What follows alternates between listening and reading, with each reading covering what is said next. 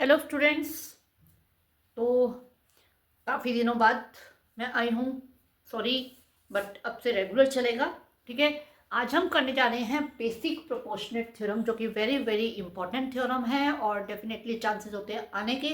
और साथ में इस थ्योरम की आपको स्टेटमेंट भी लर्न करनी है, क्योंकि एग्जाम में ऐसा आ सकता है, state and prove basic proportionate theorem. Okay.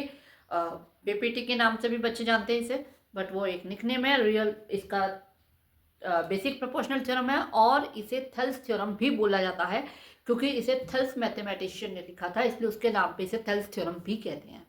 तो स्टार्ट करते हैं। यहां पे आपको क्या दे रखा है? If a line drawn parallel to the one side of a triangle. क्या दे रखा है यहाँ पे आपको एक ट्राइंगल की बात करी है। ठीक है। तो ट्राइंगल के ऊपर ये जो भी हमें करना है वो ट्राइंगल के ऊपर करना है, इसलिए मैंने ये ट्राइंगल एबीसी ऑलरेडी ले लिया है। Side of a triangle to intersect the other two side. एक लाइन है जो कि एक साइड के पैरेलल है। तो बीसी के में मतलब हम किसी भी साइड के, आप एसी के पैरेलल भी ड्रॉ कर सकते हो, एबी के पैरेलल भी ड्रॉ कर सकते हो। ठीक है। ज्यादा कन्वीनियंट, ज्यादा इजी लगता है जब बीसी के पैरेलल हम ले लेते हैं। तो मैंने एक लाइन बीसी के पैरेलल ड्रॉ कर ली है, जो कि बाकी दो लाइन को टू अलग अलग पॉइंट पे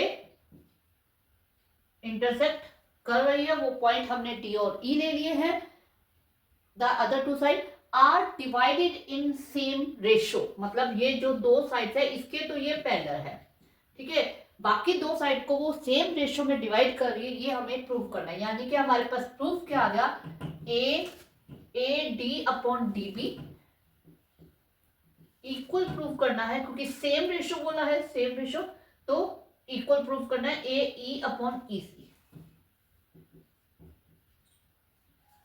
ओके, क्लियर। गिवन हमारे पास क्या है? In triangle A B C D E parallel B C and intersect AB at D and AC at E। Okay, ये गिवन है। अब कंस्ट्रक्शन, इसे प्रूव करने के लिए हम यहाँ पे एक कंस्ट्रक्शन करेंगे। एक तो हम क्या करेंगे, B और E को ज्वाइन करेंगे और एक CD को ज्वाइन कर देंगे। ठीक है। Join CD and BE। Okay. और हम क्या करेंगे, यहां पे परपेंडिकुलर ड्रॉ करेंगे हम DN, draw DN perpendicular on AD, sorry AEAC। हम पूरी लाइन लेंगे, क्योंकि आगे चल के हम इसका यूज, जो इस परपेंडिकुलर का यूज इस ट्राइंगल और इस ट्राइंगल दोनों के लिए करने वाले हैं, तो हम पूरी लाइन के ऊपर ड्रॉ करेंगे। इसी तरह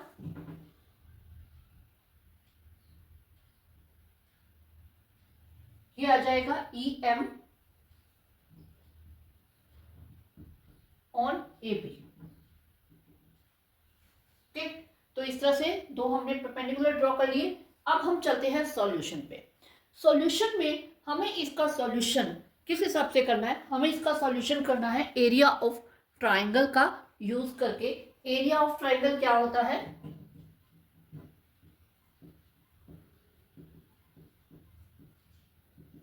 half into base into height, पूरा यूज करने वाले हैं। अब हम जो हमें प्रूफ करना है उसके हिसाब से लेंगे। हमें एडी और डीबी चाहिए, तो हम क्या देखेंगे, एडी और डीबी कौन से ट्रायंगल में बेस आ रहा है। एडी बेस आ रहा है ADE ट्रायंगल में, और डीबी बेस आ रहा है DBE में। ओके। तो area of triangle ADE upon area of triangle BDE। Clear. क्योंकि हमें ये दोनों चाहिए, तो मैंने इन्हीं दोनों ट्रायंगल का AD से ADE और DB से DBE, ये ट्रायंगल मैंने ले लिए हैं। अब हाफ इंटू बेस इसमें है AD, और परपेंडिकुलर इसके ऊपर आ रहा है EM। हमने अभी लिया था ना EM परपेंडिकुलर, तो ई एम जो है वो परपेंडिकुलर आ रहा है। सेम इसी तरह हाफ इंटू इसका बेस तो हम बी डी ले लेंगे। अब इसके ऊपर परपेंडिकुलर हम अगेन ई एम ही लेंगे। क्यों लेंगे? समटाइम क्या है, कोई ट्राइंगल अगर ऐसा होता है, अब इसमें हमें अगर इस लाइन को बेस लेना है तो इसके ऊपर परपेंडिकुलर आउट ऑफ द मतलब उसके आउटसाइड होगा, उसके इंटीरियर नहीं होगा, एक्सटीरियर में परपेंडिकुलर आएगा। तो सेम इसी तरह जो ये ट्रायंगल है जिसकी हम अभी बात कर रहे हैं, इसके एक्सटीरियर में जो है परपेंडिकुलर एक्सटीरियर में आ रहा है। ठीक है, तो इसलिए हम यही परपेंडिकुलर लेंगे ई एम। इसीलिए हमने पूरी लाइन के ऊपर परपेंडिकुलर लिया था ताकि हम इसे इस तरह से यूज कर सकें। ओके, और वैसे भी परपेंडिकुलर क्या होता है? परपेंडिकुलर होता है शॉर्टेस्ट डिस्टेंस। तो शॉर्टेस्ट डिस्टेंस अगर किसी लाइन का, फॉर एग्जांपल ये लाइन है, इस लाइन का इस पॉइंट से शॉर्टेस्ट डिस्टेंस ये होगा, वो अंदर हो या बाहर हो, लेकिन वो शॉर्टेस्ट डिस्टेंस तो वही रहेगा। तो वो चीज हमें यूज करनी होती है। ठीक है, अब यहाँ पे क्या होगा, हाफ से हाफ कट जाएगा और ई एम से ई एम, तो हमारे पास यहाँ पे A D upon D B जो है वो हमारे पास रिमेनिंग है। इसे हम इक्वेशन 1 मान लेते हैं। अब जैसा कि हमने ये लिया है, सिमिलरली हम ए ई अपॉन ई सी बनाएंगे। मतलब आप देख रहे हो ए ई जो है वो आ रहा है इस ट्राइंगल में। ठीक है, तो हम ये वाला ट्राइंगल ले लेते हैं। Area of triangle A E D upon area of triangle, दूसरा ट्राइंगल हम इसी तरह, क्योंकि हमें ई सी लेना है तो इसी के साथ हम ले लेंगे ये वाला ट्रायंगल, यानी ई सी डी।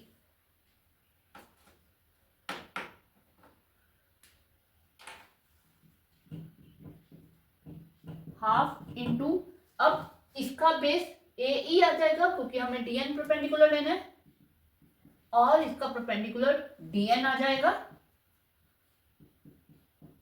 अब इसका जो बेस है वो ई सी आ जाएगा और इसका परपेंडिकुलर भी डी एन आएगा, सेम इसी फॉर्म में जैसे हमने यहां पे हमने समझा, सेम उसी तरह से।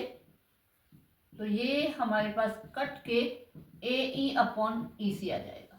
यहां पे ये नहीं मान लेना है कि सम कंप्लीट हो गया, क्योंकि ये दोनों को हमें इक्वल प्रूफ करना है। ये दोनों इक्वल कब होंगे? जब ये दोनों इक्वल होंगे, तब ये दोनों इक्वल होंगे। तो इन दोनों को हमें इक्वल करना है, पहले हमारा काम ये है। अब इसमें अगर हम इसका न्यूमरेटर वाला पार्ट देखें, न्यूमरेटर वाला जो पार्ट है आप देख सकते हो A D E and A E D, A D E and A E D, यानी कि ये दोनों सेम ट्रायंगल है। अगर सेम ट्रायंगल है तो बेस परपेंडिकुलर अलग होने के बाद भी डेफिनेटली इक्वल आ जाएंगे। ठीक है, तो इन दोनों में हमें न्यूमरेटर का तो हमें पता है कि ये दोनों सेम ट्रायंगल है तो इक्वल होंगे।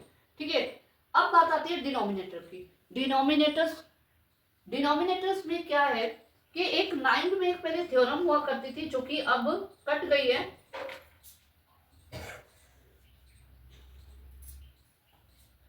कि जब दो ट्रायंगल, दो पैरेलल लाइन और सेम बेस, ये दिख रहा है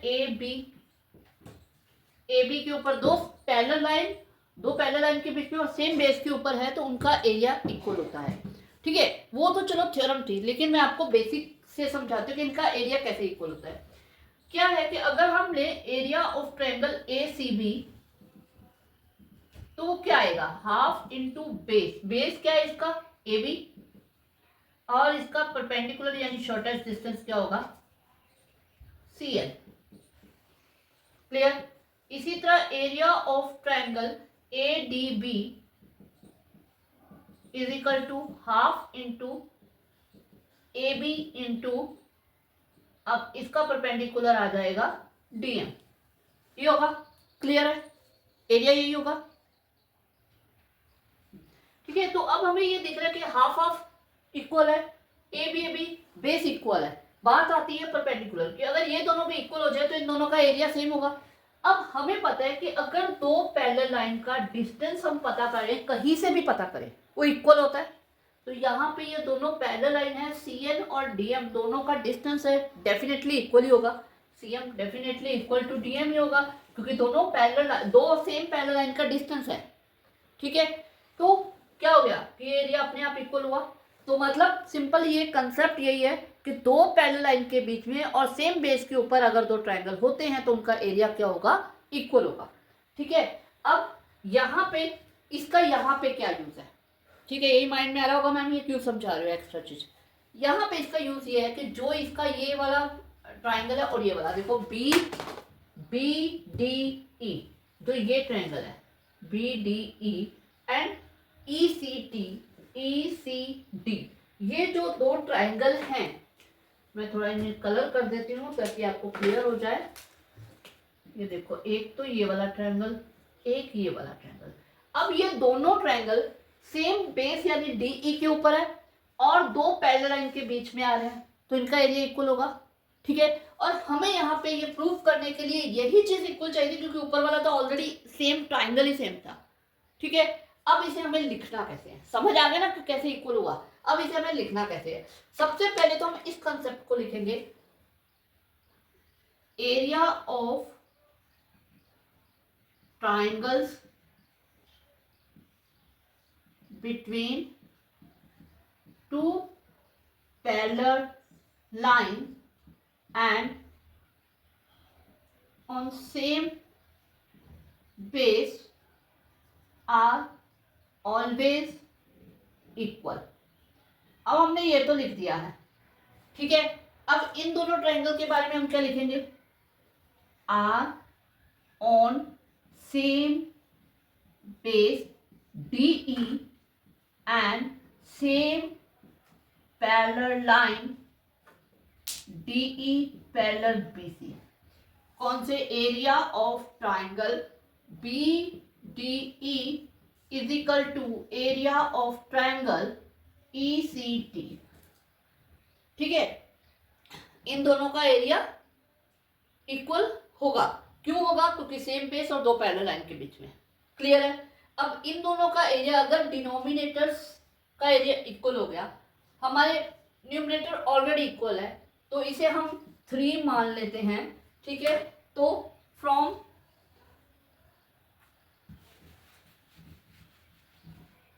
फ्रॉम 1 2 and 3, ठीक है, area of triangle ADE upon area of triangle BDE is equal to area of triangle AED upon area of triangle ECD, ठीक है। मतलब 1 2 और 3 से क्या हो जाएगा, ये दोनों चीजें इक्वल हो जाएंगी। ये दोनों जब इक्वल हो जाएंगे तो इसकी जगह हम ये लिख सकते हैं AD अपॉन DB, और इसकी जगह हम ये लिख सकते हैं, ठीक है। और यही हमें प्रूफ करना था, क्लियर, ठीक है, वेरी सिंपल है, ओके।